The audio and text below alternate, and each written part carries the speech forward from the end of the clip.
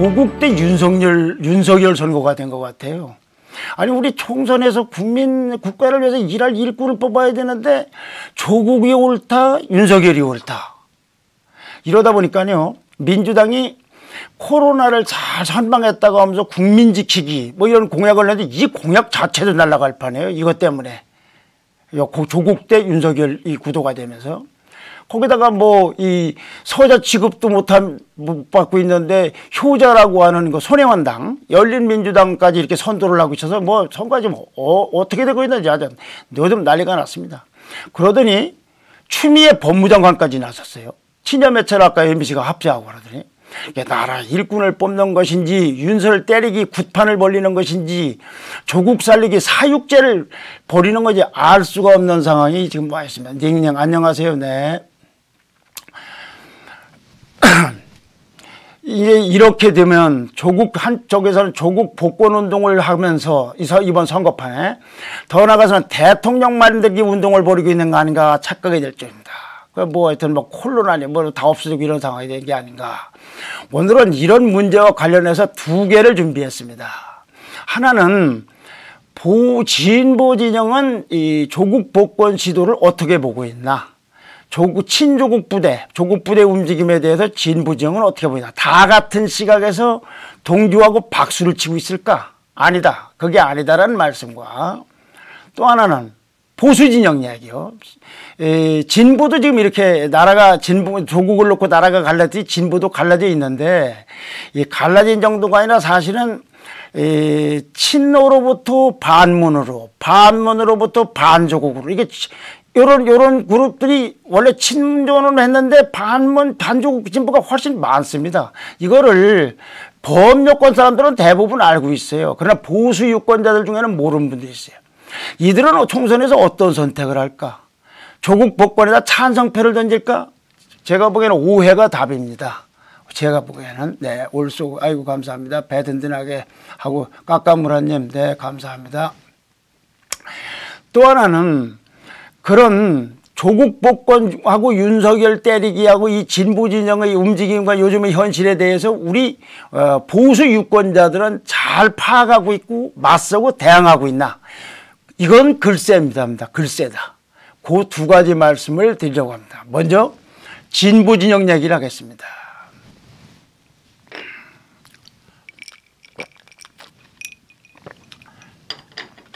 보수 유권자들에게요.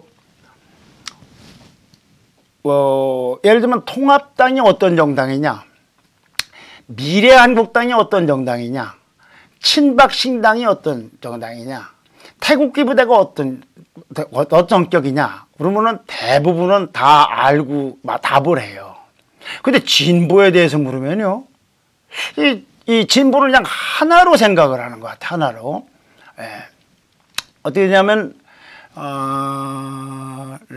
네, 감사합니다. 네. 흰색이라고 어떤 걸 기준을 잡아놓고 흰색이 하는 거 전부 검은색이라고 생각하는 거나 비슷해요. 근데 그게 아닙니다. 진보도 제각기 달라요. 아니 제각기 다르기보다는 최소한 몇 개로는 갈라져 있어요. 정각경님 감사합니다. 네, 박치록 교수님 안녕하세요. 네, 감사합니다. 진보가 다르다. 진보가 분열되어 있는 거예요.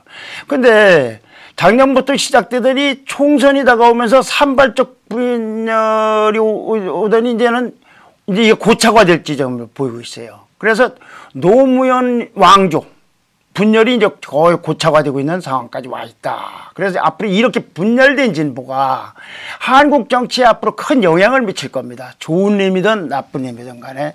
태극기 부당에서 태극기 부대 방송에서 미통당 원적 씻고 있다. 1200만 성도여 어서 나와라. 이분은 기독교 신자님 같으네. 어이구 방문 닫고 나가기 전에 전라 우파님들 힘내세요. 네. 자, 네, 이거 큰 영향을 미칠 때 이제 당장은 그건 이따 살펴보라고. 이번 선거에서 그들은 어떤 선택을 할 것인가. 무조건 민주당하고 그 민주당의 뒤 위성정당이 있죠. 열린 민주당하고 더불어시민당하고 그걸 찍을까? 그거 쉽지 않게 되어 있습니다. 그에 앞서서 우선 잠깐 짚고 넘어갈게요. 민주당의 위성정당, 말하자면 여기는 이제 보통 위성정당이죠. 더불어민주당의 모습을 보십시오. 이 합리성을 가지고 권력이 아니라 정의를 바라보고 가는 진보가 아닌 친조국 진보가 얼마나 한심하게 돌아가는지 알 수 있는 대목입니다. 이 비례적자인 그 시민당에서는 2차례나 공약을 철회를 했습니다. 왜 이렇게 되었습니까? 이게 급조된 금배지 연합이라고 하는 거예요. 금배지 연합이라. 처음에는 국민 한 사람당 60만 원씩 준대요. 국민 한 사람당. 그러면 제가 국민연금 받는데 저하고 제 집사람하고 합치면 거의 국민연금 수준으로 받게 되겠더라고요. 야, 참 황당하다. 뭐 예산이 몇백조가 들었는지 생각할 것도 없고 어디 뭐 돈이라는 건 그냥 어디 종이처럼 뭐 바닷가에 있는 모래알처럼 주먼다게 돈이 들어가는 건지 참 안타까워요. 그러더니 야, 이거 내부 협의가 안 됐다 하니까 뭐 일부 거기에 들어가 있는 2개 정당에서는 우리하고 합의한 거 아니냐 해서 난리를 치더니 이거 바로 철회를 했어요. 근데 그 다음이 문제예요. 그 다음에 낸 공약은 민주당 공약을 순서도 안 바꾸고 그대로 뵙겠대요. 이건 위성이 아니라 뭐라고 그래? 카피 정당이라고 해야 되나? 이건 위성도 아니죠. 약간은 그래도 바꿔서라도 내야지 순서까지 안 바꿨다니. 그러고요. 그 같은 당에서 비례 후보가 있으면 최소한도 이렇게 어떤 일관성이 있어야 될 거 아니겠어요.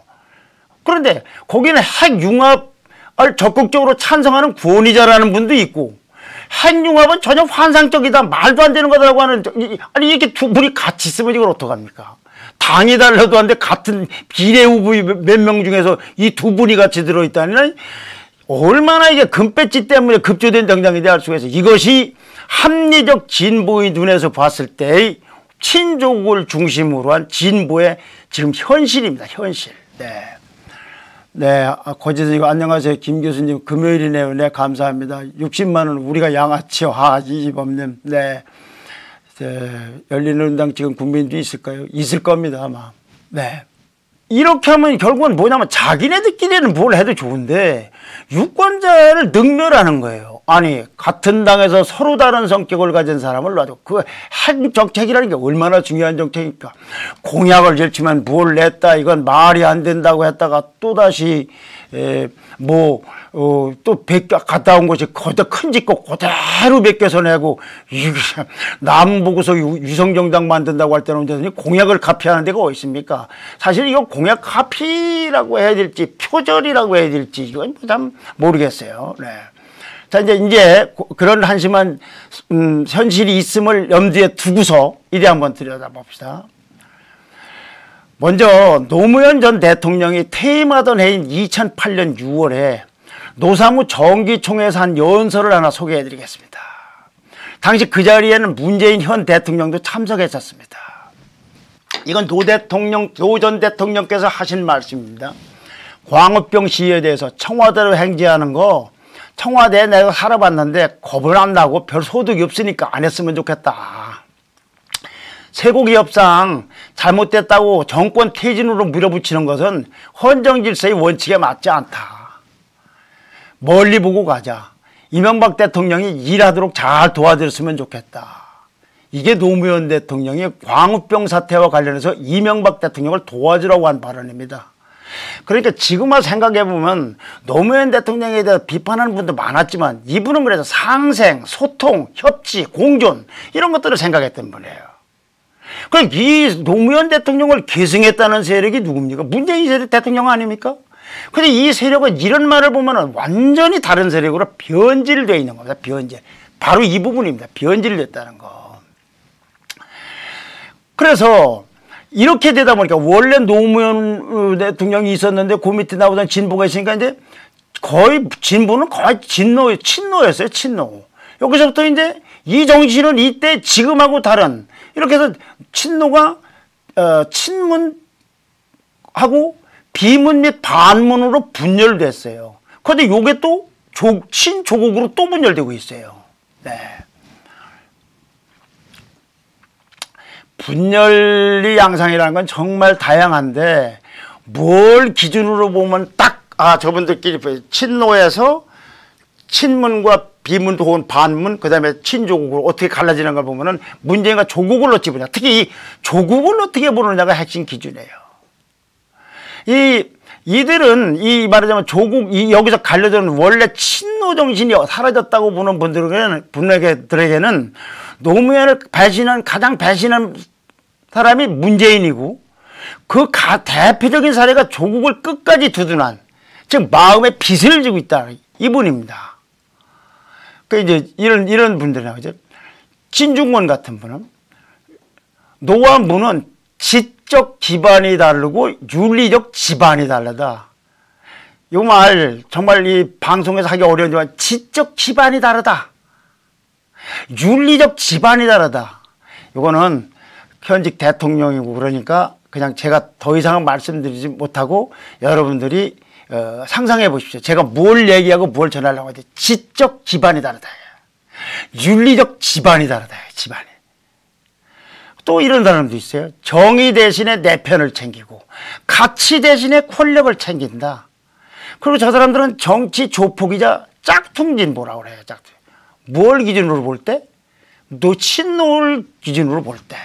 네. 범법자들이 모였는데 정치 조폭 와닿는 말이네요. 네. 이거 제가 한 말이라기보다는 그쪽을 공격하는 좌파 진영, 진보 진영 사람들이 한 말을 제가 따온 겁니다. 옮겨온 겁니다. 그래서 이렇게 친노로부터 친문으로 분열되고 그 다음에 또 친조국으로 분열된 바로 요 세력이 지금 총선판을 뒤흔들고 있는 겁니다. 이들이 나오면서 이렇게 나온 사람들을 상징하는 키워드는 뭔가? 네, 이용희님, 지적 기반 무슨 말씀인지 아시죠? 윤리적 기반하고 제가 공개적으로 말하기는 제가 술자석 같으면 아무렇게나 얘기할 수 있는데 요까지만 얘기한 걸 이해해 주십시오. 네.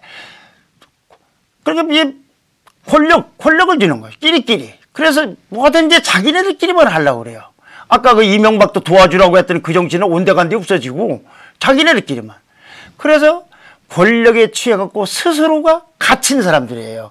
남을 가둔 게 아니라 자기네들끼리 이렇게 자꾸 가다가 이렇게 갇혀버렸어요. 네. 이건 이렇게 한번 보셔도 돼요. 이건 비유입니다. 가령 이제 조선왕조가 있었어요. 아이고, 피터 신님, 감사합니다. 네, 감사합니다. 네, 이건 미국에서 보내주셨네. 아이고, 감사합니다.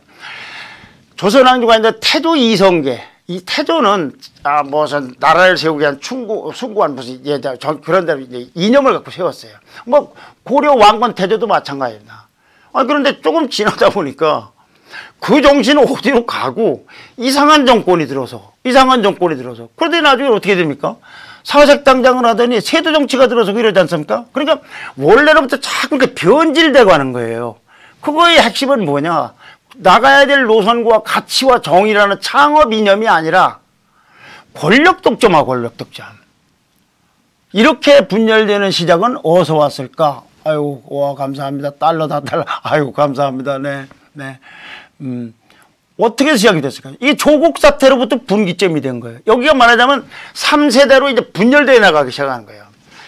어떻게 분열이 되기 시작했냐? 조국이 개혁 주체냐? 아니다. 개혁 대상이다. 이건 보수 진영에서 조국 장관을 공격할 때 쓰는 것이 아니라 그거이기도 하지만 진보 진영에서 그렇게 얘기를 하고 있는 거예요. 아니 저 사람이 저렇게 무슨 공정성도 없지 무슨 입시 제도를 교란하지 뭐 이런 반개혁적인 그 자녀 입시 문제를 보면은 뭘 도대체 개혁 주체를 한다는 거냐. 당신이나 개혁하면 되지. 개혁 대상이라고 보는 대력이 나타났대. 거기서부터 이제 그전에는 조금씩 소음이 있었는데 그전에는 뭐 인사를 독식하고 뭘라고 할 때만 해도 긴가민가 하고 이거 이러려고 광화문에 우리가 촛불 다 같이 모였나 그랬는데 이거 점점 보니까 야 이거 조국까지 이건 너무 심하다. 그러면서 그때부터 친노에서 친문으로 거기서 친문 중에도 이제 반조국이 생겨날 정도로 친조국으로 변했다고 했죠. 누가 그러면은 이렇게 진보 진영에서 전 보수 진영 얘기하는 게 아닙니다. 진보 진영 내에서 누가 조국에 대해서 이렇게 대표적인 사람이 진중권 교수죠. 그 다음에 김경률 참여연대 집행위원장 같은 분도 있고 또 원조 친로로서요, 정치편으로 아주 명성을 가진 유튜버 중에 유재일 씨라고 있습니다. 이분 말은 좀 섬뜩하기는 합니다만은 본인이 한 말이기 때문에 제가 인용을 합니다. 나치의 개벨스가 있다면 문정권에는 김모, 유모 씨가 있다. 방송인들입니다, 이분이. 김모, 유모가 누구인지 요분이 이렇게까지만 얘기했고, 김씨도 많고 유씨도 많고 방송인 중에도. 그러니까 요거는 여러분 시청자분들께서 그냥 생각해서 알아맞히시면 될 것 같습니다. 김모, 유모 씨가 개별씨 같았다. 근데 이분이요, 민주당에 20년 당원했는데 탈당을 하면서 작년 그 조국 사태 거친 후에 그 사유를 딱 두 글자만 썼다고 합니다. 탈당 사유를. 조국. 참 독특한 분이에요. 권영애 변호사도 있죠. 네네네. 유시민, 네, 권영애. 유시민 씨는 거기에 비판한 분이 아니고 친조국으로, 이분은 친노에서 친문으로 다시 친조국으로 가신 분이니까 반대인 분이군요. 김재동 씨는 요새 활동을 안 해서 그 친조국인지까지는 모르겠어요. 친문까지는 알겠는데. 임미리 교수도 있죠. 자유우파 2,500 자주 오겠습니다. 앞으로 시원한 눈풍만. 네, 감사합니다. 감사합니다. 임미리 교수도 있죠. 고려대학교 한국사연구소 연구교수로다 이 경향신문에 민주당 빼고라는 칼럼 썼다가 난리를 받은 사람 있죠. 우석훈 씨도 있고, 저 원로 진보학자 최장직 교수도 있고요. 프로도 삼성, 노무현 씨 왈 문재인 자네는 정치하지 말게 했죠. 그 말 들었어야 됐어요. 좌파 모사꾼 정도 수준인 것 같아요. 네. 버러졌네. 네. 또 민변의 권경애 변호사, 아까 말씀드린 권경애 변호사님도 있죠. 이런 분들 말고도 많이 있어요. 제가 그냥 그걸 일일이 무슨 이분들 선전할 것도 소개할 것도 없지만, 이런 분들이 그렇게 보수가 진보를 공격한 게 아니라 진보 내에서 이건 아니다. 다 이분들 옛날에 친노에 아주 적극적인 원조 친노들이에요. 그런데 이건 아니다. 여기서부터 이제 들고 일어나라. 속으로 꾸물꾸물대면 반박하고 이렇게, 야, 우리 이러면 안 되는 거냐가 아니라 이제 공개적으로 페이스북이라든지 칼럼이라든지 강연이라든지 뭐 토론에서 이제 나오기 시작했습니다. 근데 이때까지만 해도 산발적이었어요. 그리고 개인적인 이탈 지향했는데 총선이 다가오면서 이제 확 달라졌어요. 분열이 심화가 됐다 이거죠. 어떻게 달라졌나? 자, 이 조국이라는 사람이 이쪽 일부파가 개혁적임자냐? 아니다. 반개혁적이고 권력 독점을 하고 있는 것이다. 이제는 뭐 조국에 대한 법무장관 임명 찬성 반대가 아니라 이렇게 사태가 됐어요. 사태가 확대됐습니다. 네, 자, 마스크 쓰고 비닐장갑 끼고, 네, 레드로스님, 제가 이따가 그런 거와 관련된 말씀을 드리려고 합니다. 마스크 쓰고 비닐장갑 끼고라도 투표하시라고. 네.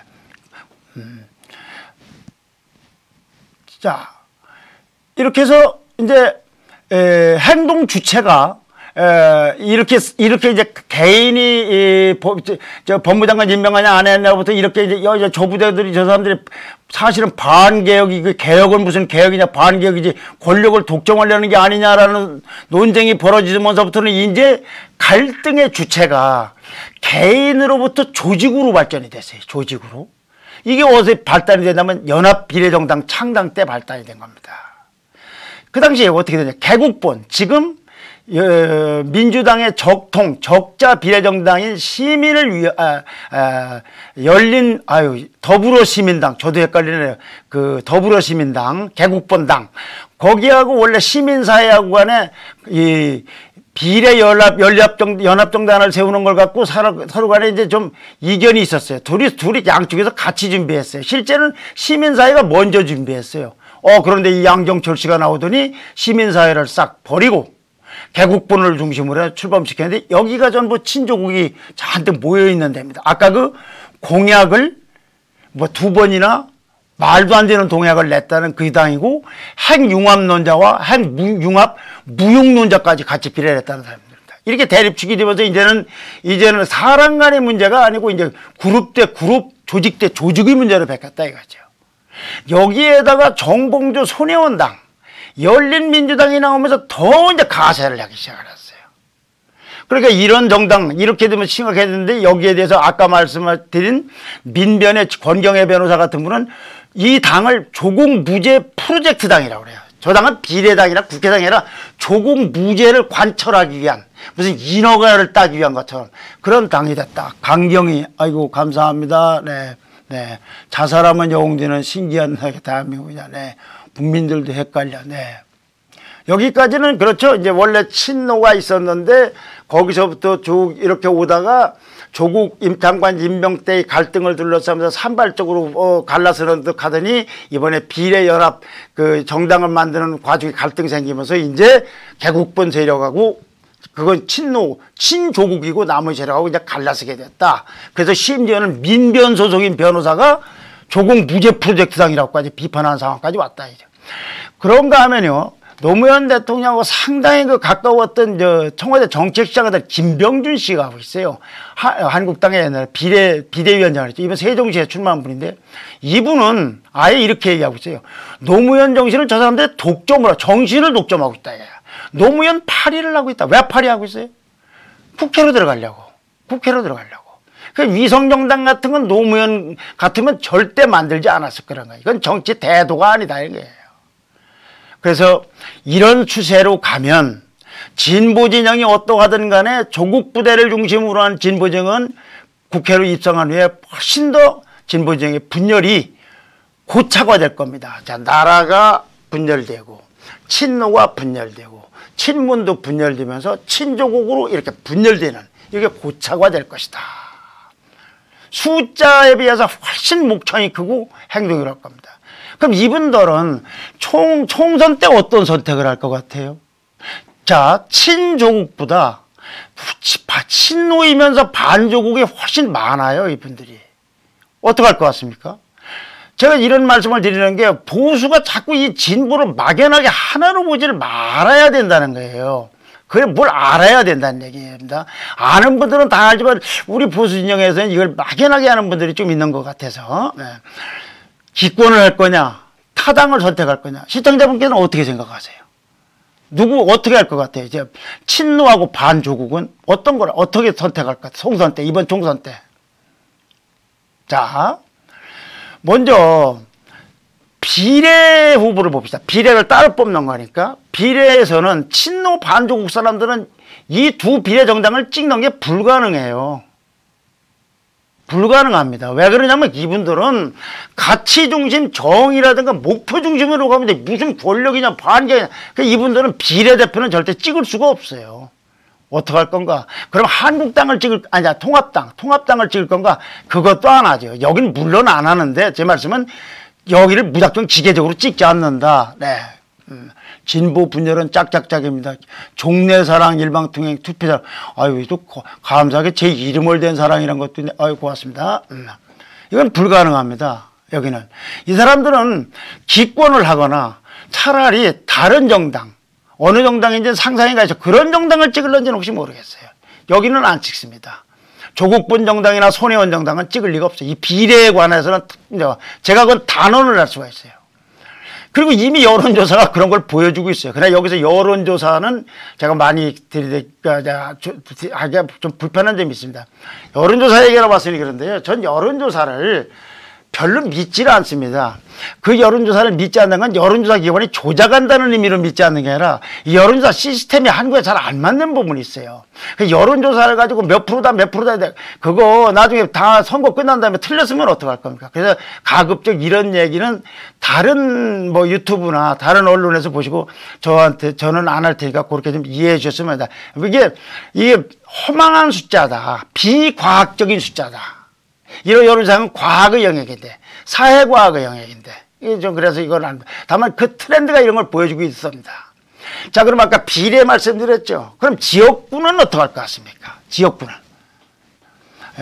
제이켈리 시원한 눈평 감상합니다. 네 어떻게 할 것 같습니까? 지역구는 이거는 저는 단언할 건 없고 여러 가지로 나누어서 생각해 볼 수가 있습니다. 아마 추측건 이건 추측입니다. 아까 건 단언해도 다시는 당담할 수 있는데 후보마다 다를 거예요. 저 사람이 어떤 사람이냐. 분명한 건 친조국 후보는 안 찍을 겁니다. 온 국민이 안 찍는 진보 진영에서 친노, 이 훨씬 진보 진영에서 숫자가 많은 사람들이 친조국 후보는 안 찍을 거다 그런 얘기입니다. 나머지는 기권하는 사람도 있을 것이고 또 어떤 당, 다른 당 찍은 사람도 있을 것이고 다만 민주당 전체에 대해서 어떤 통일된 행동을 하기는 어려울 겁니다. 그래서 이건 예측이 어렵습니다. 자, 이제 그럼 이렇게 됐던 친노 반조국, 친노 반조국 세력은 총선 후에 어떻게 움직일 것인가? 당분간은 구심점이 없어요, 이분들이. 그리고 좀 논의 과정이 굉장히 이 사람들은 복잡한 사람들이에요. 뭐, 요렇게도 토론하고 저렇게도 토론하고 이렇게 단칼에 모여야 안 돼요. 네. 종래사랑 일방통행 닉네임 덕분에 교수님이 채팅 이루어지니 자주 와야 되겠습니다. 네. 종래사랑 일방통행님은 물론 구독 신청하고 마음에 들면은 좋아요를, 마음에 안 들면은 안 드는 걸 꽉꽉 찌르고 주시겠죠? 네.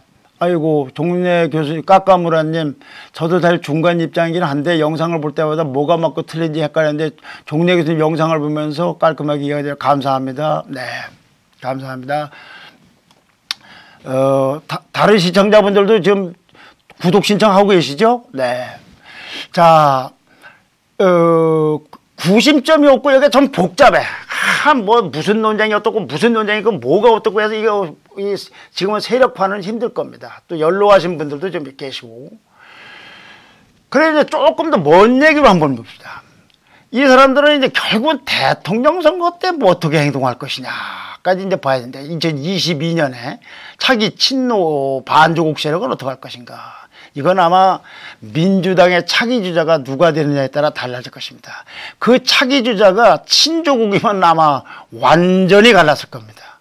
아마 그 거리는 보수와 진보, 여러분들이 막연히 알고 있는 보수와 진보 거리만큼이나 멀어질 겁니다. 이게 거기 내에서 그건 그것의 인연과 그들이 살아온 삶과 그들이 지향점 때문에 그건 불가능해요. 불가능해.